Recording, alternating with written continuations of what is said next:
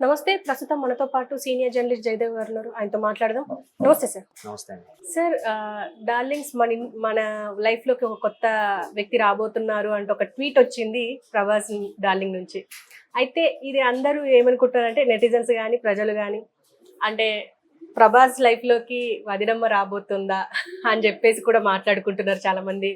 And పెళ్లి చేసుకోపోతున్నాడా ప్రభాస్ అని చెప్పేసి కూడా మాట్లాడుతున్నారు. మీరేమంటారంటే నిజంగానే అది అయ్యే అవకాశం ఉందంటారా? ట్వీట్ సారాంశం అయితే మాత్రం అలాగేలా అనిపిస్తుంది. ఎందుకంటే అసలు కృష్ణరాజు గారు ఉన్నప్పుడే అవుతుంది. ఆయనకు కూడా చాలా సందర్భాల్లో ఇంటర్వ్యూలో కూడా అడిగారు, ఏంటి నెక్స్ట్ అంటే, ఎక్కడికి వెళ్ళినా ఇదే అడుగుతున్నారు అబ్బా ప్రభాస్. నేను ఆయన ఏ షూటింగ్లో ఏ దెబ్బ తగిలినా కూడా నాకే కాల్స్ వస్తున్నాయి, ఆయనకి ఏం అవ్వలేదు కదా ఏంటి అని. చూడాలి మరి మా వాడు ఎప్పుడు ఏది యాక్సెప్ట్ చేస్తాడో అన్నట్టుగా కృష్ణరాజు గారు కూడా 2-3 సందర్భాల్లో నవ్వేశారు. బట్ ఆయన ఎందుకు డిలే తీసుకుంటున్నారో తెలీదు. And moreover Unstoppable program లో కూడా బాలకృష్ణ గారు ఏంటి రూమర్స్ వస్తున్నాయి ఇక్కడ శెట్టియా సనన్నా అని అన్నట్టు అడిగారు. అక్కడ కృతి శెట్టి కదా, కృతి సనన్ అనుష్క శెట్టి అన్నట్టు.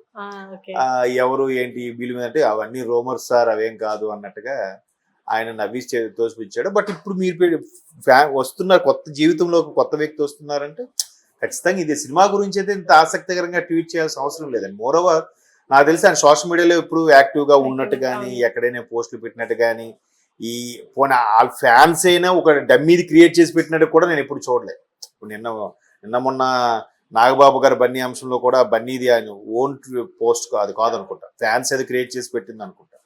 ఇట్లా రకరకాలుగా ఉంది తప్ప ఈయన మాత్రం ఎప్పుడు జనరల్గా మీడియాకు దొరకడు. ఎక్కడ ఈ ఫంక్షన్లు కూడా చాలా అరుదు. ఆయన ఒక ప్రపంచము, ఆయనకు ఒక సర్కిల్, అందులోనే ఉంటాడు. అయితే ఇప్పుడు ఈ ట్వీట్ పెట్టడం వల్ల మేబీ ఇప్పుడు కూడా చిన్నోడేం కాదు, 45+ ఉంటాయేమో కదమ్మా అంటే ఆయనకి. మరి అంత ఏజ్ అని ఇంకా పెళ్లి చేసుకోకపోవడం అనేది కొంచెం అందరి దగ్గర చర్చనీయాంశం అయింది.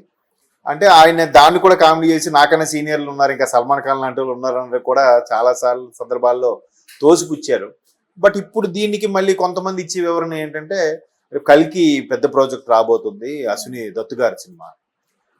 దానికి తోడు అందులో భారీ కాస్టింగ్. ఎట్లాంటి భారీ కాస్టింగ్ అంటే ఇండియన్ సూపర్ స్టార్లు, ఏషియన్ సూపర్ స్టార్లు కూడా ఉన్నారు అందులో. ఇప్పుడు ఇండియన్ సూపర్ స్టార్ అంటే ప్రభాస్ గ్లోబలైజ్డ్ స్టార్ అయిపోయారు. ఏషియన్ సూపర్ స్టార్ అంటే మన అమితాబ్ బచ్చన్ గారు. అలాగే ముందే అంటే ఇప్పుడు అంటున్నారు పాన్ ఇండియా, కానీ పాన్ ఇండియా సినిమా లేని రోజుల్లో కూడా పాన్ ఇండియా మూవీ అంటే కమల్ హాసన్ గారే. భాషతో సంబంధం లేకుండా ప్రతి భాషలో కూడా ఈ నటుడు అంటే తెలుసు, భారతదేశం గర్వించదగ్గ నటుడు అంటే కమల్ హాసన్ అనేవారు. ఈవెన్ అమితాబ్ గారితో పోల్చినా కూడా అమితాబ్ బచ్చన్ కొంతమందికే తెలుసు, సౌత్ లో చాలా మందికి తెలియదు. బట్ కమల్ హాసన్ నార్త్ వాళ్ళకి తెలుసు, సౌత్ వాళ్ళకి తెలుసు. అట్లా అంతగా ఓన్ చేసుకున్నారు ఆయన. సో అటువంటి కమల్ హాసన్ గారు ప్రభాస్ సినిమాలో లీడ్ రోల్ చేయబోతున్నారు, విలన్ గా చేయబోతున్నారు కూడా టాక్ వస్తుంది. తర్వాత ఆయన మీద సెపరేట్ గా టీజర్ కూడా రిలీజ్ చేశారు. ఆ మధ్య మీరు చూసే ఉంటారు. అమితాబ్ గారి గురించి అంటే జస్ట్ ఒక చిన్న వీడియో పెట్టి వాయిస్ తో ఏదో నడిపించారు. బట్ కమల్ది వాయిస్ లేకుండానే టీజర్ లాంటిది పెట్టి చెప్పారు. అలాగే దీపికా పదుకొన్ అంటున్నారు హీరోయిన్, ప్రభాస్ హైట్ కి తగ్గ ఉండే అమ్మాయి అన్నట్టుగా. అందరూ అసలు ఆ కాస్టింగ్ కే 100 కోట్లు అయిపోతాయి నాకు తెలిసి, వాళ్ళ రెమ్యునరేషన్ కి. సో అటువంటి సందర్భంలో ఈయన రాబోతున్నారు, కమల్ హాసన్ లాంటి దిగ్గజ నటుడు మన కల్కి కుటుంబంలోకి రాబోతున్నారు ఉద్దేశంలో పోస్ట్ చేశారు అన్నది ఒక వాదం. కానీ అలా అంటే ఇలా పెట్టాల్సిన అవసరం లేదు. ఎప్పుడు ఉపయోగించిన ఆయన ఇప్పుడు ఎందుకు ఉపయోగిస్తాడు? కల్కి పబ్లిసిటీ స్టంట్ ఏదైతే ఉందో, కల్కి పబ్లిసిటీ చేసే బ్యానర్ ఏదైతే ఉందో మన దత్తుగా వైజయంతి మూవీస్ ది, వాళ్ళే చేసుకుంటారు కదా. ఈయన పర్టికులర్ గా ఈయన ఎక్స్ ఖాతాలో కానీ లేదా ఈయన ఓన్ సోషల్ మీడియాలో పెట్టాల్సిన అవసరం లేదు. బట్ దానికే ఎక్కువ మంది నెటిజన్స్ మొగ్గు చూపుతున్నారు. ఏంటి యాంగ్జైటీ, ఈ విధంగా డార్లింగ్స్ ట్వీట్ చేశాడంటే ఖచ్చితంగా ఏదో గుడ్ న్యూస్ చెప్పబోతున్నాడు అన్నట్టు కూడా అంటున్నారు. మేము చూద్దాం. ఎందుకంటే చాలా మంది ఎక్కువ పెద్ద ఫ్యామిలీ, సిస్టర్స్, కజిన్స్ వాళ్ళు ఎక్కువ మంది ఉన్నారు. అందరినీ సవ్యంగా చూసుకుంటారంట, అందరినీ బాగా హెల్ప్ చేస్తాడంట, అందరినీ ఒకేలా చూస్తాడంట ఆయన. అంతమంది కుటుంబంకి పైగా ఫ్రెండ్స్తో ఉన్న రిలేషన్ ఒక్కసారిగా ఒక జీవిత భాగస్వామి వస్తే తనకంటూ డెడికేటెడ్ కొంత టైం కేటాయించాలి. అప్పుడు ఇవన్నీ కొంత మిస్ అవుతారు కదా. ప్రభాస్ కి తన సర్కిల్లో, ఫ్రెండ్ సర్కిల్లో కానీ ఫ్యామిలీ సర్కిల్లో కూడా మంచి నేమ్ ఉంది. పైగా బయట వాళ్ళకు కూడా మంచి, ఎవరైనా ప్రాబ్లం అవుతానికి ఫోన్ చేయగానే ఇమీడియట్ గా రెస్పాండ్ అయ్యి హెల్ప్ చేస్తాడంత గుడ్ విల్ కూడా ఉంది. కాబట్టి అవన్నీ ఇప్పుడు జీవిత భాగస్వామి వచ్చాక కొంచెం తగ్గుతాయి. తనకు కూడా కొంత లైఫ్ పార్ట్నర్ టైం కేటాయించాలిగా. అటువంటి ఉద్దేశంతోనే ఇతను జనరల్గా అటువైపు మొగ్గు చూపట్లేదు, ఫ్రీగానే ఉన్నాడు అనేది ఒక అంశము. బట్ ఎట్లా యాంగ్జైటీ కలిగేలాగా అదే అర్థం వచ్చేలాగా ఉంది కాబట్టి మేబీ రేపు మంచి రోజులు వచ్చాక ఆగస్టు నుంచి మంచి ముహూర్తాలు ఏవో ఉన్నాయంటున్నారు. అంతవరకు ముహూర్తాలు లేవు అంటున్నారు. ఈలోగా ఆగస్టులో ఏమైనా గుడ్ న్యూస్ చెప్తాడేమో, ఎంగేజ్మెంట్ ఉంటుందేమో, చెప్పలేము, అవ్వచ్చు కూడా. ఇంకోటి ఏంటంటే కొంతమంది జ్యోతిష్యులు కూడా చెప్పారు ఆయన జీవితంలోకి ఇది లేదు, ఒకవేళ వచ్చిందంటే ఇంకా ఆయన సినిమాలకు మర్చిపోవాల్సిందే, ఆయన లైఫ్లో ఇంకా హిట్లు రావు అని రకరకాల కొంతమంది చెప్పారు. జ్యోతిష్యులు కూడా ఇంకా మరి వాళ్ళకే వదిలేరు. ఎందుకంటే ఏ మనిషికైనా మంచి చెప్పను కానీ చెడు చెప్పకూడదు, డిస్కరేజ్ చేయకూడదు, వాడిని వెనక్కి లాక్కూడదు. సరే చూద్దాం, అవుతుందండి అనే పాజిటివ్గానే చెప్పాలి తప్ప ఇంకా వీడి టైం అయిపోయింది వీడికి అవ్వదు అట్లా చెప్పడం కరెక్ట్ కాదని నా అభిప్రాయం. మంచి విద్వత్తు అనేది మంచికి ఉపయోగించాలి. ఇటువంటి వాడికి ఉపయోగిస్తే ఫేమ్ వస్తుందేమో అనుకుంటే ఇంకా అది వాళ్ళ ఇష్టం. అంటే దీని వల్ల అంటే ఒకవేళ ప్రభాస్ పెళ్లి గానీ చేసుకుంటే మీరు అన్నట్టుగా ఆగస్ట్ లో ఎంగేజ్మెంట్ ఉంటే చాలా మంది ప్రభాస్ ఫ్యాన్స్ ఫీల్ అయ్యే అవకాశాలు ఉంటాయి కదా సార్? ఒకప్పుడమ్మా, ఇప్పుడు వాళ్ళు కూడా తెలివి మీరిపోయారు ఫ్యాన్స్. ఒకప్పుడు యంగ్ హీరోలకి ఎవరికైనా ఎంగేజ్మెంట్ అయింది, పెళ్లి అయిందంటే చాలా మంది హార్ట్ బ్రోక్ అయ్యేది. ఇప్పుడు పైగా యంగ్ హీరో ఏం కాదు కదా, అట్లా మెయింటైన్ చేస్తున్నాడు ఆయన. చాలా మందికి ఒక రకమైన ఫ్యాన్ బేస్ ఉంది అంటారు కదా. ఇప్పుడు ఆయనకి ఎక్కువ డైహార్డ్ ఫ్యాన్స్ అంటారు కదా, ఆయన నుంచి స్టార్ట్ అయింది కదా. పైగా లేడీస్ ఎక్కువ ఉంటారు, గర్ల్స్ ఎక్కువ ఉంటారు. మనిషి కూడా బాగుంటాడు కదమ్మా, హైటు వెయిట్ బ్యాక్గ్రౌండ్ ఉన్న పర్సన్. పైగా ఇవన్నీ పక్కన పెడితే నాకు తెలిసి యాటిట్యూడ్ పరంగా కూడా బాగా నచ్చుతారు ఆయన. ఎటువంటి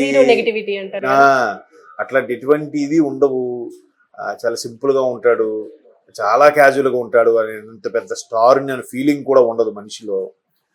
ఒకసారి ఏదో ఆడియో ఫంక్షన్ కి ఈయన గెస్ట్ గా వెళ్తే అదే దీనికి కమల్ హాసన్ గారు కూడా వచ్చారు. అప్పుడు కమల్ హాసన్ గారికి ఈయనకి స్టేజ్ మీద పరిచయం చేసుకుంటున్నాడు. సార్ నేను నమస్తే సార్, నా పేరు ప్రభాస్ అండి, నేను మీ పెద్ద ఫ్యాన్ అంటే ఆయన నవ్వేసి మీ తెలియని పైగా ఏంటి బాహుబలి సినిమా తరువాత ప్రొడక్షన్ కూడా అంటే అట్లా క్యాజువల్ గా ఏముందిలే అన్నట్టుగా ఉంటాడు అనమాట. ఫ్రెండ్ సర్కిల్ లో కూడా చాలా మంది అలాగే చెప్తుంటారు, సన్నిహితులు కూడా.